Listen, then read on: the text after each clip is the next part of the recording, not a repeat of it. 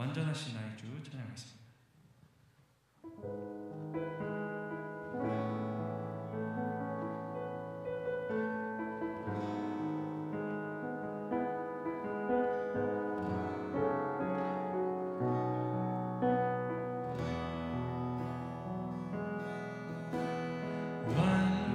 완전하신 나의 주 의의 길로 날 인도하소서. 행하신 모든 일 주님의 영광 다 경배합니다. 다시 한번 고백하겠습니다. 완전하신 나의 주 의의 길로 날 인도하소서.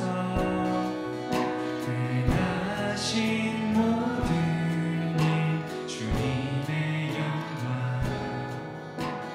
다 경배합니다.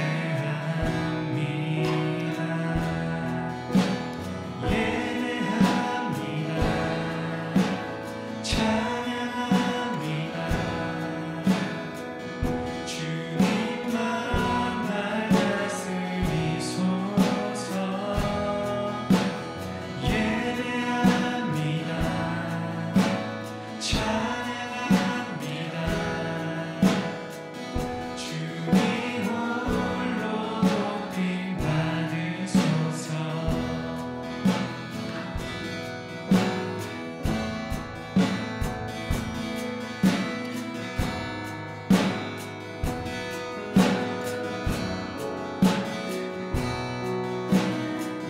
완전하신 나의 주 완전하신 나의 주 의의 길로 날 인도하소서. 행하신 모든 일 주님의 영광 다 경배합니다. 예배합니다. 찬양합니다. 주님만 날 다스리소서. 예배합니다. 찬양합니다. 주님 홀로 높임 예배합니다. 찬양합니다. 예배합니다. 찬양합니다. 주님만 날 다스리소서. 예배합니다. 찬양합니다. 주님 홀로 높임 받은 주님 홀로 높임 받으소서. 주님 홀로 높임 받으소서.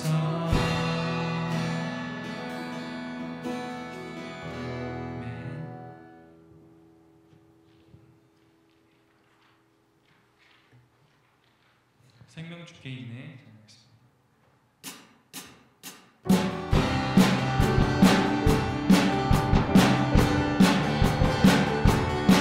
생명 주께 있네 능력 주께 있네 소망 주께 있네 주 안에 내 생명 주께 있네 능력 주께 있네 소망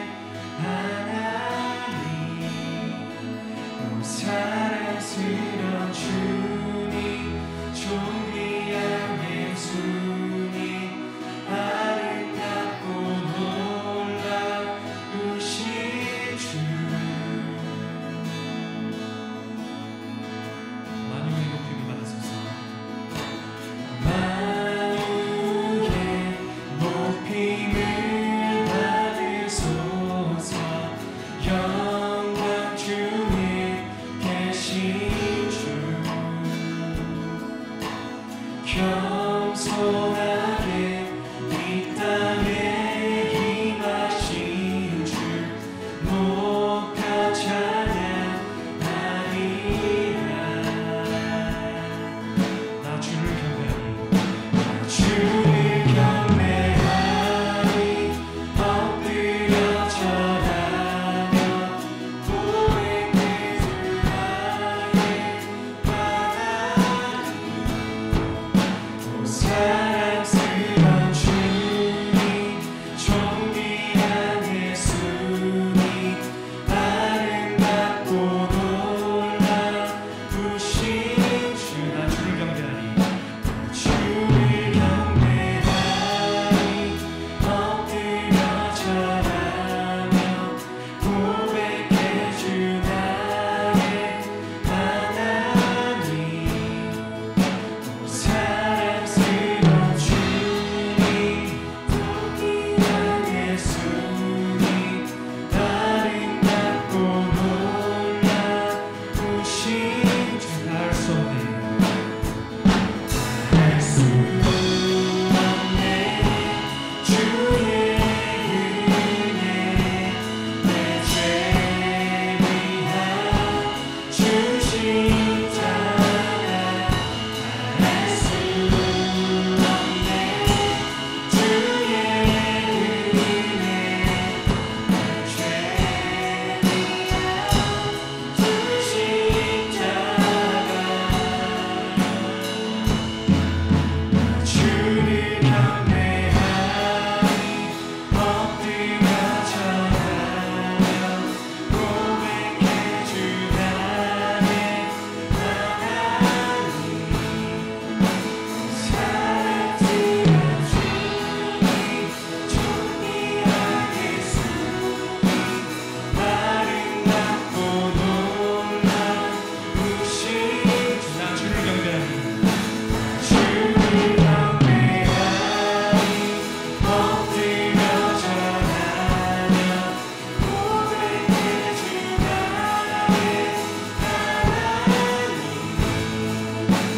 사랑스러운 주님 존귀한 예수님 아름답고 놀라우신 주.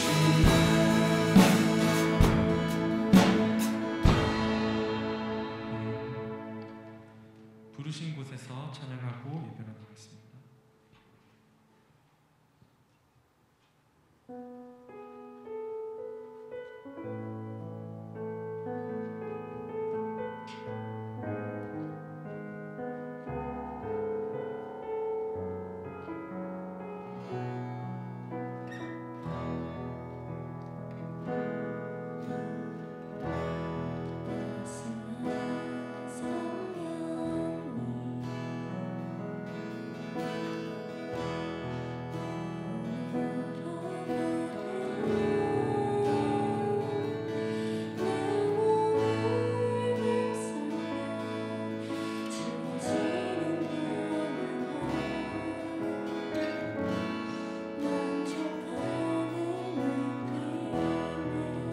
따스한 성령님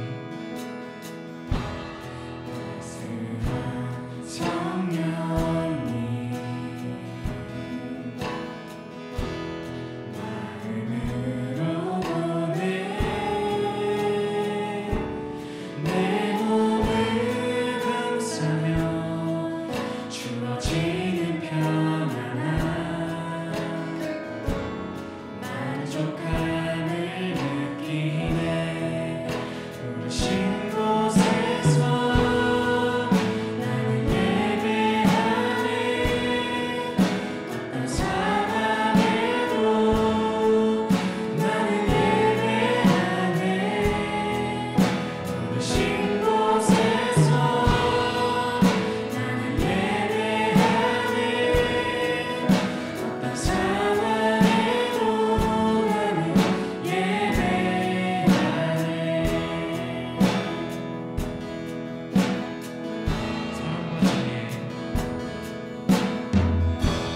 사랑과 진리에 진리에 한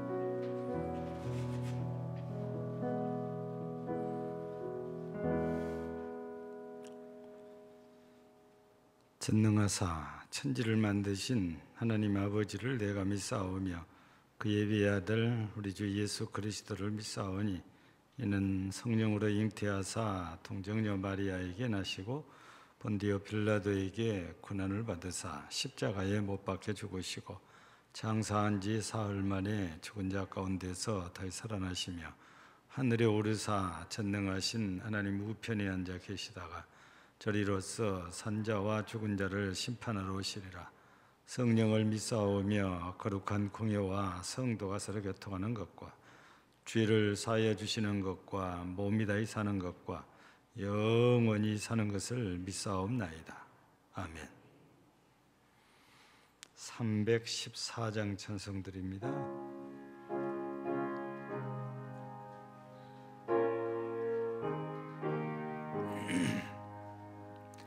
내 구주 예수를 더욱 사랑 엎드려 비는 말 주소서.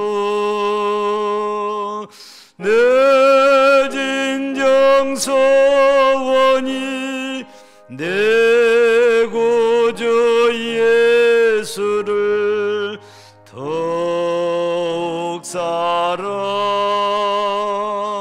더욱 사랑. 이전엔 세상 나 기뻤어도 지금 내 기쁨은 오직 예수.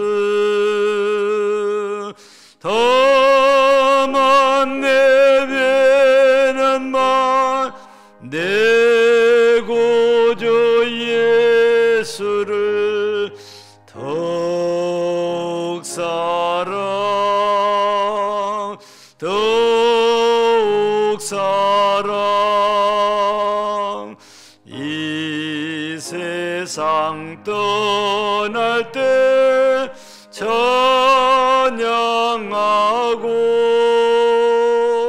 숨질 때와는 뭐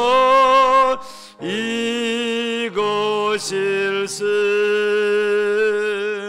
다만 내배는 말 내 구주 예수를 더욱 사랑,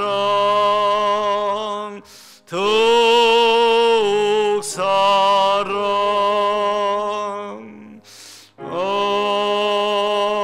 아멘.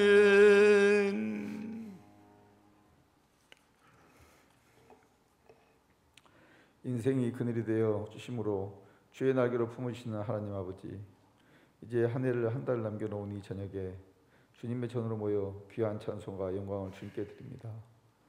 주님으로 나와 주님께서 가장 기뻐하신 예배를 드리게 하시니 또한 감사드립니다. 주님의 사랑이 날마다 차고 넘치게 하시고 그 은혜로 인하여 저희가 날마다 새 힘을 얻도록 축복하여 주시옵소서. 은혜의 주님, 이제 한 달 남겼고 되라보니 후회된 일들이 너무나 많았음을 주님께 고백합니다.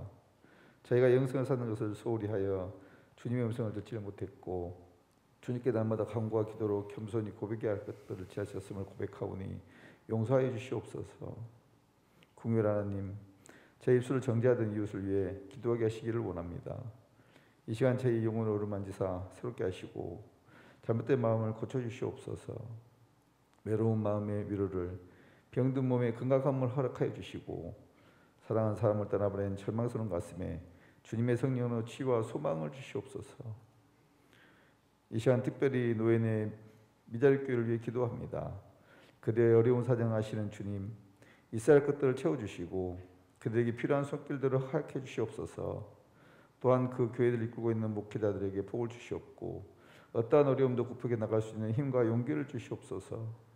그 교회를 통하여 놀라운 복음의 역사가 계속되게 하시옵소서. 예배의 시험을 주님께 맡깁니다. 말씀을 강론하시는 목사님께 주님의 검세를 더하여 주셔서 능력의 말씀을 선포할 수 있도록 도와주시옵소서. 예수 그리스도 이름으로 기도드립니다. 아멘. 아멘.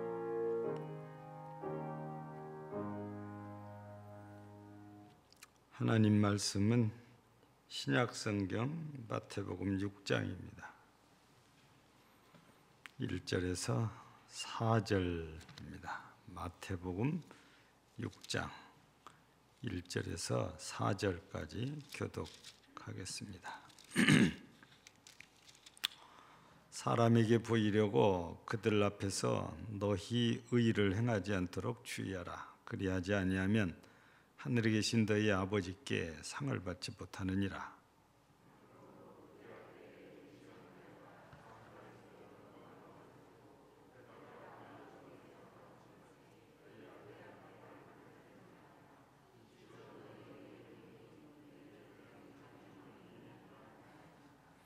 너는 구제할 때에 오른손이 하는 것을 왼손이 모르게 하여 네 구제함을 엄밀하게 하라. 엄밀한 중에 보시는 너희 아버지께서 갚으시리라. 아멘. 지금은 원로 배우라는 말을 이제 해야 되는 분이 있지요. 우리 중견 이런 탤런트들이 많지 않아요. 예, 여러분들이 어지간하면 다 아시는 김혜자 씨라고 아마 아실 거예요. 우리가 어렸을 때라고 해야 되겠죠. 한 30년 전에 전원일기 최불암 씨와 부부로 이렇게 하는데 우리나라 드라마 역사상 최장수한 드라마로 이렇게 알려져 있잖아요.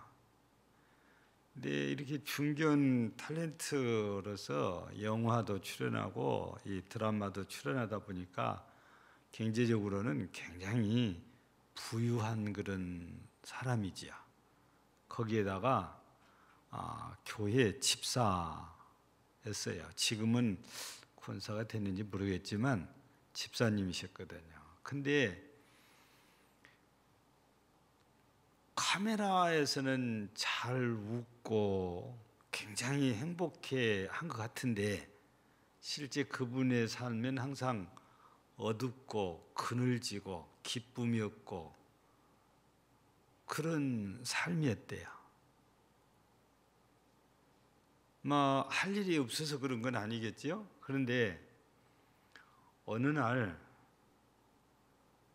국제구호단체에서 섭외가 들어오기를 홍보대사 좀 해달라고. 근데 구호단체에서 엄청 조심스럽게 하는 이유가 돈을 드릴 수가 없으니까. 여러분 그런 탤런트들 광고 찍으면은 수억씩 떨어지잖아요. 근데 이런 분한테 돈 한 푼 안 드리면서 홍보 대사를 부탁을 하는 거예요. 그때까지만 해도 그런 거에 대해서 관심이 없었기 때문에 바쁩니다. 그리고 한마디로 딱 잘랐는데 이상하게 또 사람이 온 거예요. 선생님밖에 없습니다. 선생님이 우리 국제기아대책 홍보대사 좀 해주세요. 그래서 마지못해서 그냥 안 한다고 자꾸 하면 이게 언론에 나가면은 이익된 게 없잖아요. 그래서 경제적으로는 도움을 못 받지만 손해를 안 보기 위해서 그냥 억지로 한 게 국제기아대책 홍보대사를 하게 됐는데 그게 대답하자마자 우리 국제기아대책 한국 본부에서 곧바로 아프리카 현장 방문을 이렇게 요구를 했어요. 그래서 촬영이 없는 그 기간을 통해서 그냥 경비야 이제 돈을 하나도 안 받으니까 국제기아대책에서 다 경비 대주고 아프리카를 가서 눈으로 현실을 이렇게 보게 됐대요. 그러면서 아이를 이렇게 죽어가는 아이, 못 먹어서 죽어가는 아이를 안고 저절로 하나님께 기도가 나왔대요. 예. 그러면서 자신 진짜 부족함이 없이 살면서도 왜 나는 행복하지 못하고 왜 나는 기쁨도 즐거움도 없었을까? 이게 이제 생각이 되기 시작했고 그러면서 눈으로 보니까 애면할 수가 없어서 이 아이들을 거두기 시작하는데 신기한 거는 이 아이들을 거두기 시작하면서 마음이 바뀌기 시작해서 그냥 이 아이들한테 받는 게 아니고 또 홍보대사라면서 돈을 받는 게 아니고 현장을 가서 보니까 내가 줘야 되는구나 하고 베풀기 시작했는데 이상하고 신기한 게 그때부터 이 김혜자 씨 얼굴이 화색이 돌고 삶에 뭔가 희망이 생기고 또 기쁨이 생기고 자기가 진짜 살아있구나 그걸 체험을 했대요. 그래서 그분이 그때부터서 이런 이 홍보대사가 얼마나 귀한지, 돈은 안 받는데 행복을 느끼게 해주니까 정말 귀한 사역이라고 소개를 합니다. 우리도 크게 다르지 않아요. 돈 안 주고 뭐 해달라고 하면은 쉽게 대답을 잘 안 하는 편이거든요. 왜냐면 나의 노동의 대가야. 제가 지난 주간에 김성조 집사님한테 아주 곤란한 질문을 했어요. 집사님 몸값이 얼마요? 물어봤거든요. 그래서 제가 질문하기를 하루 일당이 얼마입니까? 그래서 저 비쌉니다. 그래서 얼마인데? 그래서 저는 그런 일을 안 해보니까 몸값이 얼마인지 잘 몰라요, 솔직히. 근데 끝까지 대답을 안 해요. 근데 느낌이 내가 생각한 것보다는 몸이 좀 비싼 것 같아요. 예. 왜냐하면 일단 사장이니까, 그러잖아요. 사장이니까 일반 직원보다는 월급을 더 많이 가져올 거 아니에요. 그럼 몸값이 그만큼 비싸다는 거죠. 근데 아무리 김성조 집사 몸값이 비싸도 이 연예인들하고는 비교가 안 되잖아요. 전에도 한번 말씀드렸는데 지금은 목사님이시지만 그 윤복희 권사님의 동생입니까? 오빠입니까? 윤한기 씨가. 이분 과거에 연예인이었잖아요. 근데 이 목회 활동을 하면서도요, 한 번 초청하면 제일 최하가 500이에요. 1시간 섰다 가는데 그렇습니다. 연예인들은 그 인기로 돈을 계산하다 보니까 그래요. 여러분들, 우리 텔레비전 화면에 나오는 사람들 가운데 특별히 유재석 씨는 여러분 1시간당 몸값이 1,000만 단인데 1천만 원이고 한 3천만 원 정도 돼요. 우리는 상상이 잘 안 가는 사람들이에요. 그러니까 김성조 집사님이 아무리 몸값이 비싸도 거기다가 대면 아무것도 아닐 거라 그렇게 생각을 해요. 그러면 그런 사람들과 비교했을 때 우리가 받고 받아서 생활하는 것은 정말 너무 미미하고 하찮은 것에 불과하거든요. 그런데 우리 김혜자 씨 얘기했지만 그렇게 몸값이 비싸도 기쁨이 즐거움이 없는 데 비해서 우리는 그렇게 받지를 못해도 늘 감사하고 살잖아요.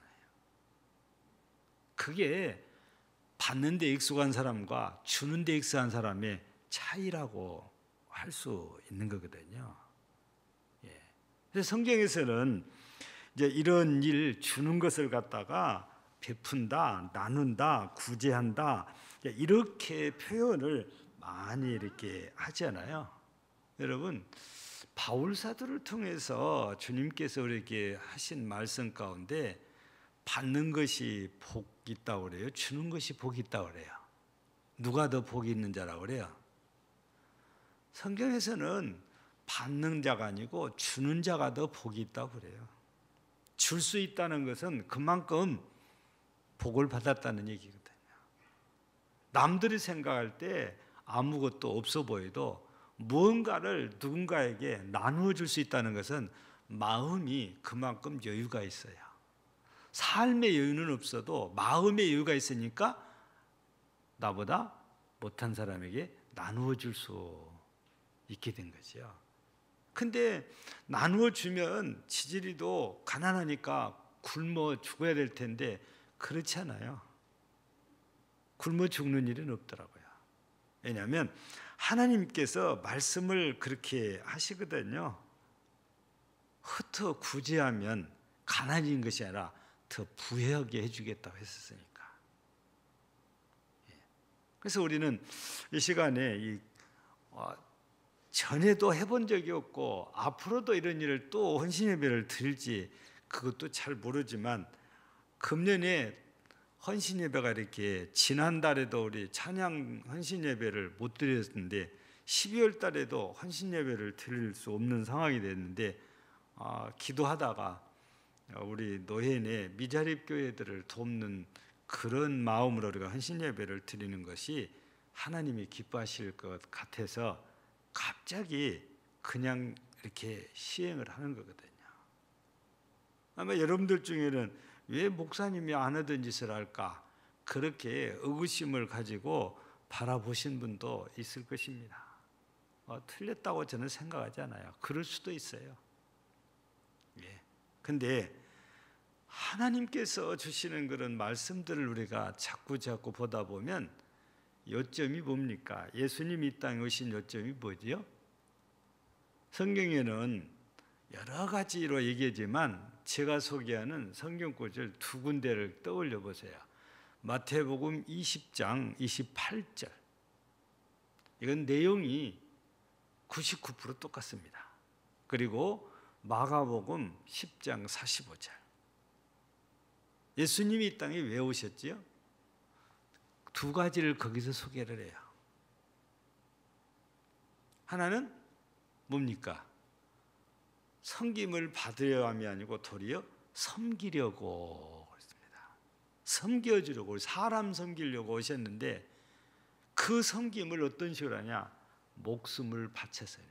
그래서 자기의 목숨을 많은 사람들의 대속물로 내어주기 위해서 왔는데 섬김의 방법이 목숨을 내어주는 거예요. 그것이 바로 십자가에서 죽으심이에요. 예수님이 이렇게 오셔서 우리를 섬겨주시고 목숨을 내어주시니까 우리가 이렇게 하나님 앞에서 살게 된 거거든요. 그리고 영생이란 걸 얻게 됐단 말이죠. 여러분, 우리가 구제한다고 그러면은 엄청나게 생각하는데 다른 말로 바꾸면 섬기는 거잖아요. 내가 누군가를 이렇게 섬기는 거거든요. 예수님이 그런 섬김을 위해서 오셨는데 우리는 물질도 아까워서 잘 못하지만 예수님은 목숨을 바쳐서 섬겨주신 거죠. 우리를. 그래서 우리가 이렇게 살아있고 하나님 나라를 상속으로 받게 된 거예요. 예수님이 이렇게 사셨기 때문에 예수님께서는 우리에게 당당하게 말씀하십니다. 흩어서 구제하라고. 여러분들이 또 기억을 해보세요. 누가복음 6장 38절을 보면은 뭐라고 됐습니까? 주라. 그리하면 너희에게 줄 것이니 곧 후히 되어 누르고 흔들어 넘치도록 하여 너희에게 안겨주리라. 여러분, 주님께서 우리에게 주라고 합니다. 나누어 주라는 겁니다. 낮에도 말씀드렸지만 부자 청년이 돈이 아까워서 그걸 못했기 때문에 영생 얻지 못한 거잖아요. 근데 그거를 그 부자 청년에게만 말씀하신 것이 아니고 우리한테도 그걸 말씀하세요. 나누어 주면 우리 주님께서 우리에게 주신대요. 근데 어떤 식으로냐? 그냥 한마디로 말하면 후히 주신다 그러네. 근데 후히 주시는 것을 어떻게 설명해 놨냐면 누르고 흔들어서 넘치게 해 주시겠다. 여러분, 제가 귀에 있을 때마다 드리잖아요. 지금은 이제 그런 게 없어졌지만 옛날에 이 시골 장에는 시골 농부들이 돈을 만들려면 쌀을 싣고 와서 장에서 팔아요. 근데 이 쌀을 팔 때에 대쟁이가 있어. 이 대쟁이가 되를 가지고 되어서 해줍니다. 그리고 나머지는 자기 걸 하거든요. 어떻게 되를 지느냐에 따라서 쌀이 모자랄 수도 있고 남을 수도 있어요. 만약에 대쟁이가 딱 떠가지고 바닥에다 탁 때리면서 놓으면 쏙 들어가 버려요. 그러니까 절대로 바닥에 놓지를 않고 그 다음에 엄지손가락을 안으로 딱 하고 그러면서 메다리에 떨어나와요. 그리고 딱 깎아요. 이거 바닥에 딱 놓으면 쏙 들어가 버려요. 흔들어도 쏙 들어가 버려요. 근데 우리 주님께서는 여기서 주실 때 이런 말씀하시잖아요. 누르고 흔들어주고 그래서 넘치게 해주시겠다. 우리는 어떻게 하면 적게 주려고 그러는데 우리 주님은 어떻게 하면 더 후히 주실까? 우리 주님의 마음은 우리를 향하여서 그렇거든요. 우리가 예수님을 닮고 예수님을 본받는 자가 된다면은 우리도 당연히 예수님처럼 이렇게 해야 됐다, 이런 말씀이거든요. 그래서 우리가 이 시간 우리 이제 구제하는 것에 대한 말씀을 쭉 드는데, 이 구제하는 사람들은 절대 사람 눈치 보지 말아라는 겁니다. 오늘 말씀 가운데 1절에 보니까 사람에게 보이려고 그들 앞에서 너희 의를 행하지 않도록 주의해라. 여러분, 이 구제를 하는 것은 하나님이 보시도록 우리가 해야 되거든요. 근데 사람에게 보이려고 하면은 그때부터서 순수성이 없어져요. 우리는 사심 없이 그냥 순수한 마음으로 나눔이 있어야 돼요. 가끔 가다가 보면은 우리 교회 성도님들 가운데도 야채를 딱 갖다 놓고 필요하신 분들 가져가라고 그래요. 여러분, 만약에 그 갖고 놓으신 분이 요거 가져가고 돈 주기를 바란다면 아무도 안 가져가요. 여기서 돈 주고 사면 더 좋은 데 사 먹는다고 생각하거든요. 근데 그분은 전혀 그런 생각이 없어요. 그냥 성도들과 나누고 싶으니까 그걸 갖다 놔요. 그래서 필요한 분들이 가져갑니다. 제가 오래 전에 미국을 갔는데 그 교회에 그때 당시는 그 한인 교회가 예배당이 없어가지고 미국에 그 미국 교회를 빌려서 사용을 했어요. 그래서 예배가 우리처럼 오전 11시 예배가 아니고 오후 1시가 주일 예배예요. 예. 오전에는 그 미국 사람들이 사용을 하고 오후에는 한국 사람들이 예배를 드는데 모든 걸 다 오픈해줘요. 뭐 식당도 다 사용할 수 있고 전부 다 사용을 해요. 근데 수요일 날 저녁 예배를 드리는데 그분들은 미국 사람들은 없어요. 한국 사람들은 해요. 드리는데 아니 예배 들어갈 때는 몰랐어요. 근데 나오다가 보니까 박스가 한 서너 개 있고 거기에 야채가 다 종류별로 담겨 있는데, 그래서 누가 이거 파는가 보다 해서 제가 목사님께 물어봤거든요. 근데 그런 파는 게 아니고 농장에 다니는 분들이, 교인들 중에 농장에 다니는 분들이 딱 칼같이, 미국은 칼이에요. 시간이 딱 정한 시간 되면은 안 해요. 바로 그 시간 이후에 미국 사장님이 필요하면은 가져가라고 그러니까 그때부터 자기가 깻잎도 따고 상추도 채취하고 그래서 야채를 해가지고 가지고 와요. 자기가 먹으려고 그렇게 하는 게 아니고 교인들과 나눠 먹기 위해서.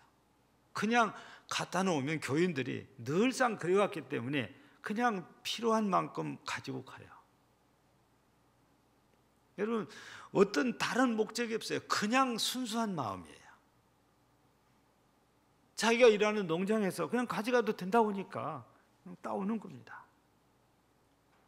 우리가 구제할 때는 이런 순수한 마음으로 이렇게 하다 보면 사람 눈치를 볼 필요가 없어요. 그런데 목적이 따로 있으면 사람 눈치를 보기 시작하거든요. 그러면 그때부터서는 하나님과는 별개입니다. 하나님과는 관계가 없어요. 자기 목적이 있었으니까. 땅에서 뭔가 대가를 기대한다고 말이에요. 그거는 엄밀하게 말하면 구제라고 할 수가 없죠. 진짜 구제는 아무 조건이 없어요. 그냥 주는 겁니다.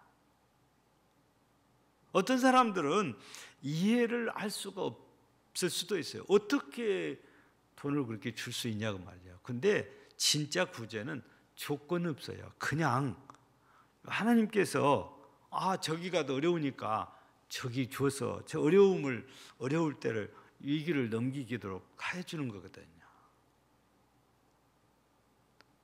우리는 이런 순수한 마음으로 해야지 구제는 사람들을 의식하면 안 돼요. 그래 우리가 이거 하면은 저 사람들 우리를 위해서 뭐 기도를 해주겠지. 그것도 우리는 생각을 말해야 돼요. 아마 그분들은 당연히 기도할 겁니다. 근데 우리는 그분들이 우리를 위해서 어떤 것도 기대하지 않아야 돼요. 왜냐하면 우리가 아무 조건 없이 이렇게 사람들 눈치 보지 않고 하나님 앞에서 정직하게 진실하게 하면 하나님이 다 보고 계시니까. 앞서 말씀드렸잖아요. 후히 되어서 주는데 누르고 흔들고 넘치도록 주신다 그러니까 우리는 그것만 생각하면 돼요. 하나님이 주실 것만 우리는 생각해야 되지 이 땅에서 내가 누구를 위해서 했으니까 누가 나를 위해서 뭐 해줄 기를 기대하거나 아니면은 우리가 그거를 바라고 있는 것은 순수함이 없어지는 거죠. 그래서 우리가 순수하게 한다는 것은 하나님만 바라보고 하는 걸 말해요. 사람을 의식하지 않습니다. 사람을 바라보지 않아요. 이런 순수한 마음으로 우리가 구제라는 걸 해야 됩니다. 남을 도울 때도 당연히 그런 거지요. 또 비슷한 얘기입니다만은 보상을 어떻게 누구 사람에게 절대 보상을 기대하지 말아라 하는 거거든요. 오늘 2절에 보면은 그러므로 구제할 때에 외식하는 자가 사람에게서 영광을 받으려고 해당과 거리에서 하는 것 같이 너희 앞에 나팔을 불지 말라. 이런 사람들 어떻다는 거예요? 이게 나팔 분 사람들은 뒤에 보니까 그들은 자기 상을 이미 받았느니라. 여러분 상을 이미 받았다는 것은 하나님 나라에 가서는 없다고 말해요. 땅에서 다 받았으니까.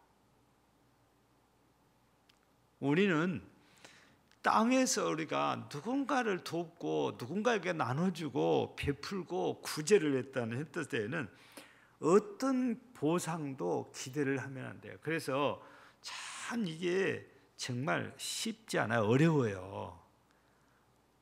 그 사람이 나한테 갚을 수 없는 그런 사람에게 베풀으라고 그러거든요.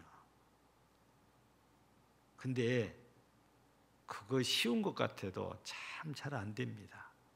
왜냐하면 받는 사람들도 다들 지각이 있어서 기회 되면 어떻게 해서라도 대접을 하려고 그래요. 저 오늘 식사 중에 전에 뜻밖의 전화를 받았어요. 우리 교회에서 그분이 일본에서 선교할 때 또 필리핀에서 선교할 때 우리가 후원을 했는데 지금은 이제 한국교회에서 초청을 해가지고 한국교회 심을 하거든요.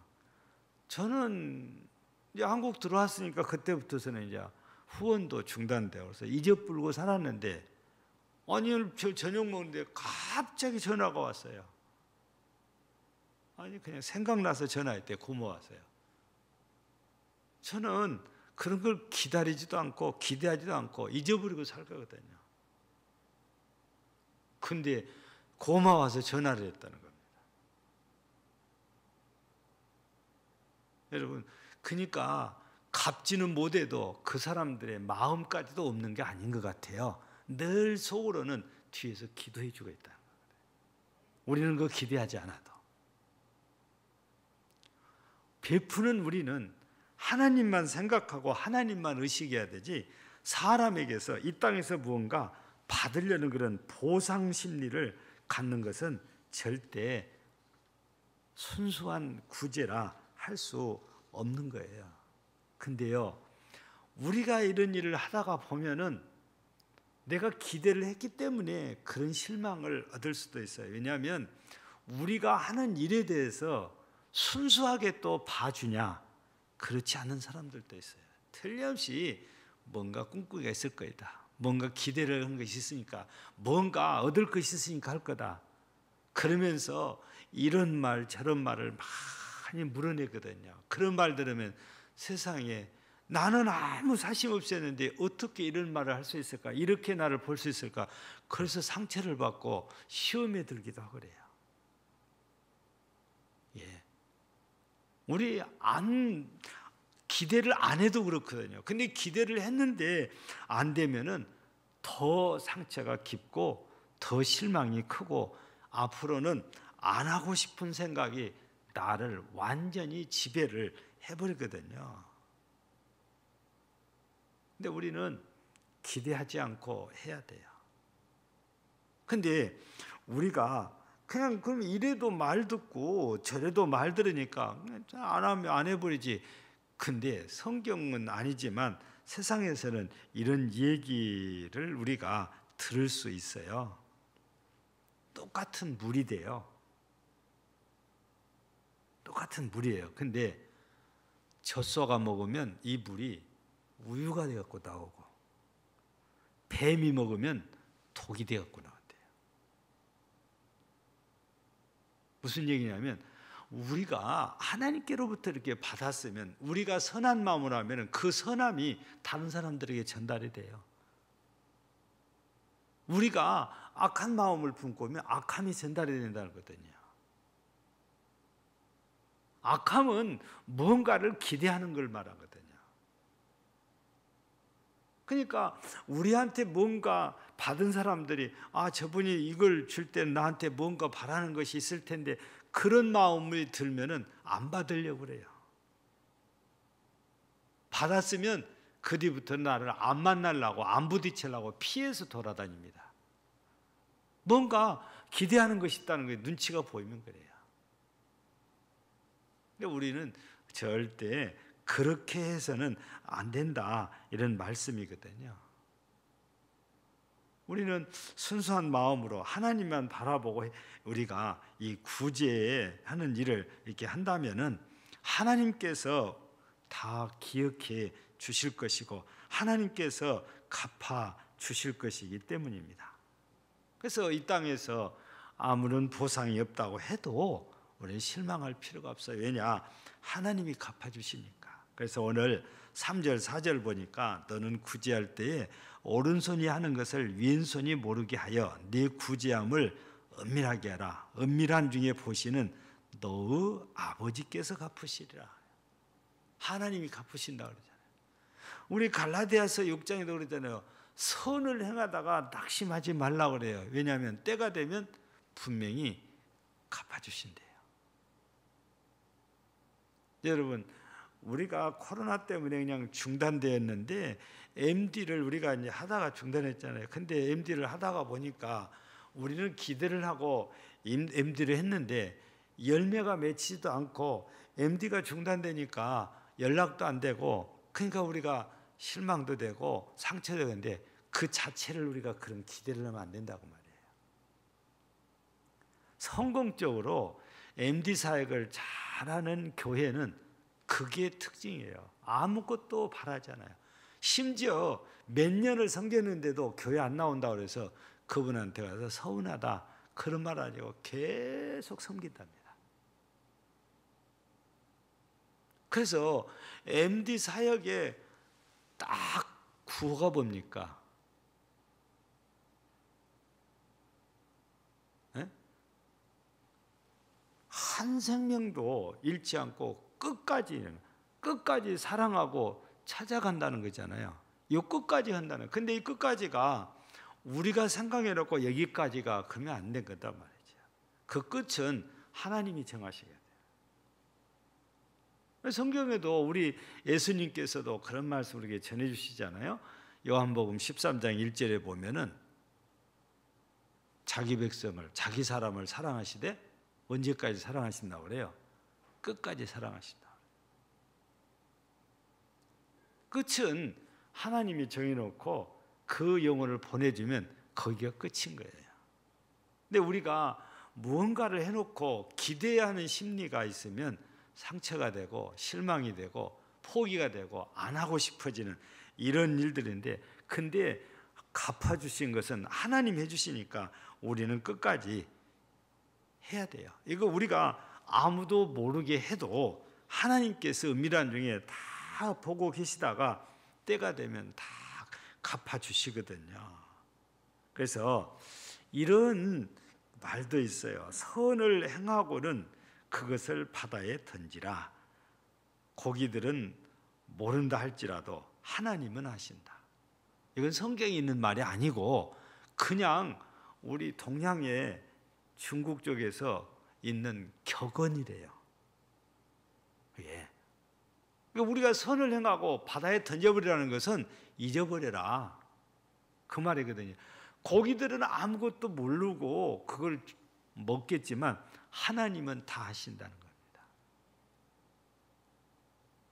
여러분, 은밀한 중에 보시고 갚아주시는 하나님이시니까 그 하나님은 내가 무슨 생각을 하고 있는지, 내가 무슨 일을 하든지, 내가 뭘 하고 싶어 하는지 다 아신다고 그러잖아요. 근데 그 하나님이, 나를 잘 아시는 하나님이, 하나님이 원하시는 일을 했을 때에 하나님께서 우리에게 은혜를 주신 거잖아요. 예. 근데 우리들은 자꾸 세속적인 생각이 자꾸 유혹을 많이 하거든요. 야, 네 그거 해봐가지고 네가 유혹된 거 뭐 있냐? 그러거든요. 제가 낮에 한 가지 이 얘기를 빠뜨린 것이 하나 있어요. 여러분, 그 사이렌에서 그 얘기했잖아요. 사이렌. 근데 우리 젊은 청년들이 무척 좋아한 것 같아요. 스타벅스. 그죠? 우리 성도님들 스타벅스 왔는데 스타벅스 상호에 보면 랜드마크에 어떤 그림이 있는지 아십니까? 여러분 아세요? 그거 알고 계신가요? 여러분요, 그게 세이레네스를 상징하는 거예요.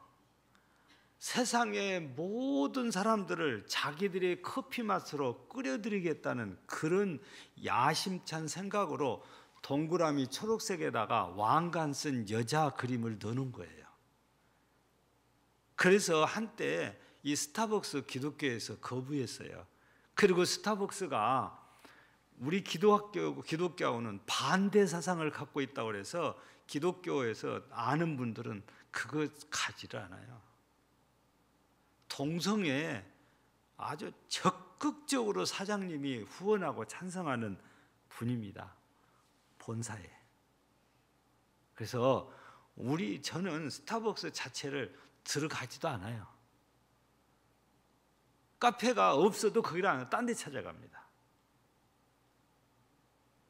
상호의 랜드마크 그거 로고 하나만 만들어도 어떤 생각으로 뭘 끌어다가 만드는가 알면요, 우리들이 기독교인으로서 한 번쯤 다시 생각할 필요가 있는 거예요.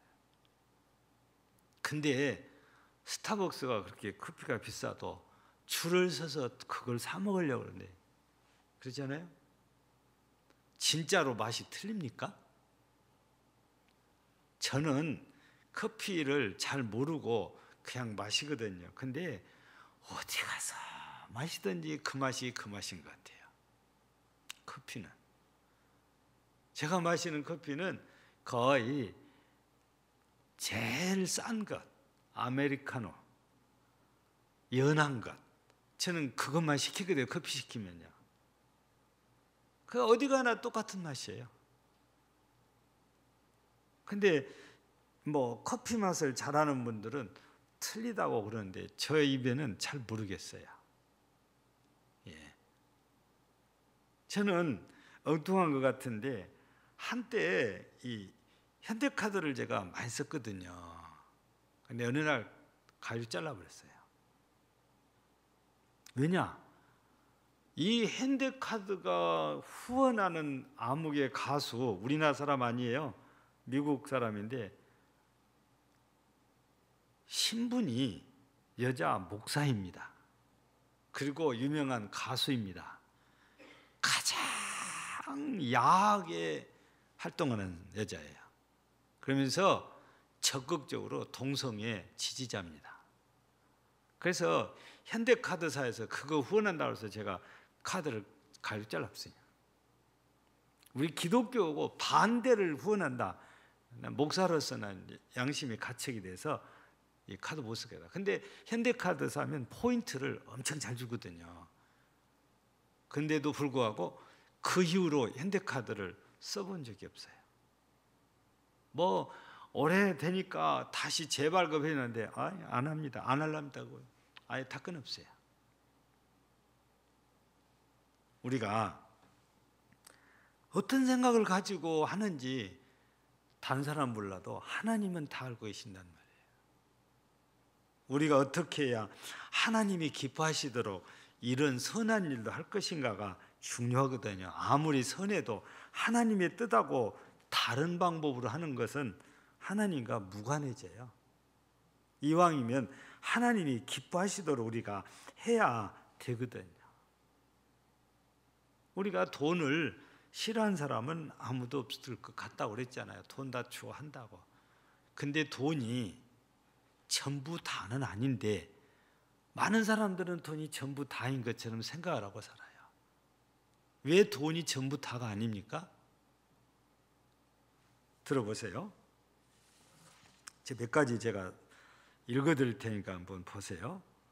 돈으로 집을 살 수 있지만 가정은 살 수 없고, 돈으로 침대는 살 수 있지만 잠을 살 수는 없고, 돈으로 책은 살 수 있지만 지식은 살 수 없고, 돈으로 지위는 살 수 있지만 존경은 살 수 없고, 돈으로 약은 살 수 있지만 건강은 살 수 없고, 돈으로 피를 살 수 있지만 생명은 살 수 없다.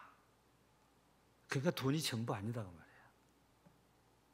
뭔가 돈 가지고 살 수 있는 것이 많아요. 근데 근본적인 것은 돈 갖고 해결이 안 돼요. 근데 돈이 전부라고 할 수 없잖아요. 근데 우리들은 돈이 전부인 것처럼 이렇게 생각을 해서 돈이 없으면 안 된다 가지고 돈을 악착같이 벌고 모으고 그러는데, 여러분 하나님 나라 갈 때 보면 돈 한 푼도 못 가지고 간다고 그러잖아요. 그래서 성경을 통해서 우리에게 욥기를 통해서 보여준 게, 말씀하신 게 뭡니까? 공술의 공수가라고 그러잖아요. 빈손으로 왔다가 빈손으로 와요. 욥기서에는 알몸으로 왔다가 알몸으로 간다 그런 거예요. 예. 제가 우리 이미아 집사님 남편이 갑자기 서천하셔서 이렇게 장례 집례를 해달라고 해서 입간 예배부터 갔거든요. 그래서 그때 그런 얘기를 했어요. 모든 사람들이 다 입는 옷인데 꼭 마지막에만 입어야 될 옷을 입는 시간이라고. 그걸 우리가 수의라고 그러잖아요. 딱 한 번 마지막 순간에 입는 옷이 수의입니다. 입관은 바로 이 수의를 입는 일이에요. 그거 입혀서 관에다가 보기 좋게 잘 안치를 하는 거죠. 잘하는 데는 살아있는 것처럼 해요. 얼굴에 화장도 잘하고. 예. 저는 하도 이제 한 30년 동안 안 하다 보니까 다 잊어버렸는데, 저는 20대, 30대 벌써 시골에서는 염한다고 그래요. 이걸 했어요. 전도사니까. 교인들이 돌아가시면은 교회장으로 하려다 보니까 동네 사람들이 안 해줘요. 할 수 없이, 저도 처음에 안 해봐가지고 몰랐는데 이제 물어보고 어깨너머로 보고, 그래서 그 뒤부터서는 믿지 않는 사람 집에 초상이라도 가가지고 염을 때 어떻게 하는지 열심히 다 봤어요. 아, 저렇게 하는구나. 옷은 죽은 사람 시체 옷이 이렇게 뻣뻣한데 이를 어떻게 입힌가 전부 다 보고, 저도 그냥 눈치로 어깨너머로 펴서 옷을 입히고 간에 안치를 하고. 물론 세상에서 하는 것 중에 안 하는 것이 많아요. 예를 들면 세상에서는 손톱 발톱 꺾어가지고 주머니에 넣었잖아요. 그런 건 안 하는 거죠. 그리고 노잣돈이라고 동전 넣어주잖아요. 이런 건 우리 기독교에서는 없으니까. 예. 여러분, 우리가 이 땅에 살고 있을 때 하나님만 바라보고 이 선한 일, 섬기는 일, 구제하는 일, 나누는 일 여러분 잘한다면은 은밀한 중에 보고 계신 하나님이 때가 되면 그걸 전부 갚아주세요. 그래서 우리가 이 땅에 사는 동안에 해야 될 일이고 잘해야 될 일이고 열심히 해야 될 일이 뭐냐? 심는 거예요. 뭐를? 씨앗을. 무슨 씨앗을? 복의 씨앗을. 그게 구제하는 것이고 그게 섬기는 것이고 그게 나눔입니다. 그거가 복의 씨앗이에요. 왜 제가 여기서 복의 씨앗이라고 하냐? 여러분 마태복음 25장 보세요. 세 가지 비유 가운데 마지막에 양과 염소의 비유에서 심판자가 되시는 주님께서 사람들을 딱 보시고 어떤 사람은 오른쪽에 어떤 사람은 왼쪽이잖아요. 근데 오른쪽에 있는 사람들한테 뭐라고 그래요?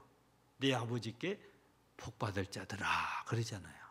그러니까 이 사람들이 우리가 무엇을 했기에 아버지께 복을 받나이까 그랬더니 열심히 구제했던 사람들, 열심히 섬겼던 사람들, 열심히 나누었던 사람들, 열심히 돌아봤던 사람들이에요.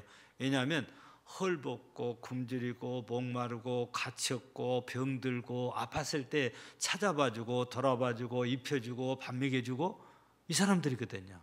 그러니까 땅에 있을 때 이렇게 아낌없이 이렇게 섬기는 일을 열심히 하는 것이 복의 씨앗인 거예요. 그래서 예수님께서는 내 아버지께 복받을 자들아 그렇게 말씀하신 걸 보면 땅에서 우리가 이런 일들이 바로 복의 씨앗이라는 거죠. 그러니까 우리는 열심히 심어야 돼요. 논의 밭에 씨앗만 열심히 심는 것이 아니고 하나님의 말씀을 통해서 우리에게 가르치시는 복의 씨앗도 열심히 심어야 돼요. 그러면 틀림없이 거둘 때가 돌아옵니다. 하나님이 거두게 하시는 거예요. 그거 우리가 지금 얘기하는 구제도 전부 다 여기에 속해 있는 거예요. 어떤 개인을 구제도 그렇고 교회를 도와주는 것도 마찬가지고 선교사를 후원한 것도 마찬가지고 전부 우리는 땅에서 하나님 앞에 하나하나 심는 일들입니다. 저는 감사해요. 우리는 작년에도 수혜를 난 교회를 위해서 헌금했을 때 우리 당에서 생각한 것보다도 헌금이 더 많이 나왔어요. 그래서 감사해요. 역시 우리 금당제일교회 교인들은 다르구나. 아직 정말 하나님을 기쁘시게 하려는 그런 마음들이 많이 있구나. 저는 작년에도 그걸 보면서 역시 우리 교인들이 대단하다. 여러분 또 우리 여태직 목사님 은퇴할 때 집 마련하는데 정말 어려웠다 할 때 그때도 참 다들 이렇게 협조한 걸 보면은 하나님께서 우리 금당절교회 성도들에게 은혜를 많이 주셨고 또 은혜 받은 만큼 이렇게 섬기려는 그런 모습들을 볼 때에 정말 하나님 앞에 서면은 복 받을 사람들이 다른 데 있는 것이 아니고 우리 금당제일교회 안에 있구나. 저는 그런 확신이 들어요. 너무 감사한 거지요. 예. 미얀마 얘기했을 때도 막 누가 헌금하란 말도 안 했는데 막 너도 나도 또 헌금을 해요. 그런 걸 보면 역시 우리 금당제일교회는 복의 씨앗을 심는 일에 게으르지 않는 사람들이 참 많이 있어요. 제가 저한테 주는 것도 아닌데도 고맙고 감사한데 하나님은 또 얼마나 좋아하실까? 하나님 얼마나 기뻐하실까? 그런 생각이 저절로 드니까 그냥 괜히 내가 기분이 좋아요. 마치 자식이 자라면 부모가 흐뭇한 것처럼 그래요. 사랑하는 우리 금당제일교회 성도 여러분, 오늘 저녁에 우리는 이제 제가 미자립 교회라고 했지만 더 정확히 표현하면 미자립 교회 목사님들을 돕기 위한 일입니다. 교인들이 10명도 안 되는 교회들이 대부분이니까 존경스러워요. 그 몇 안 되는 교인들을 정말 귀하게 여기면서 그 영혼들을 위해서 기도하고 또 말씀 선포하고 열심히 신방하고 그런 걸 보면은 존경스럽거든요. 여러분요, 저도 그런 과정을 다 거쳐왔지만 교인들이 많으면 많을수록 설교가 더 잘 돼요. 잘 받아들이니까. 근데 교인들이 적으면 설교가 엄청 부담스러워요. 힘들어요. 호응이 별로 없으니까. 그런 걸 보면 그 개척교회나 이 농촌의 아주 작은 교회 목사님들이 참 존경스럽기도 하죠. 예. 경제적으로 이렇게 어려운데도 묵묵히 사명을 감당해가는 걸 보면서 참 하나님 앞에 상 받아야 될 사람들, 그런 목회자들이거든요. 그래서 우리가 오늘 저녁에 이 구제는 나 자신보다 하나님의 뜻에 순종하기 위해서 이런 일들을 우리가 해야 될 귀중한 일 중에 하나고, 나도 모르게 심어야 될 복의 씨앗이기도 합니다. 여러분들 오늘만이 아니고 평소에도 잘 심고 많이 심고 부지런히 심어서 여러분들이 그 복의 열매를 하나님께로부터 꼭 받아서 누리시는 복된 성도 꼭 되어지시기를 주의 이름으로 축복합니다. 하나님 아버지 감사합니다. 모든 교회들이 경제적인 자립을 하면 좋겠는데 그러지 못한 교회가 더 많습니다. 우리 한국 교회가 6만 교회네 7만 교회네 교회 숫자는 이렇게 많지만 실제 경제적으로 자립하는 교회는 40%도 안 된다고 합니다. 더 많은 교회가 어렵고 힘들고 가난하고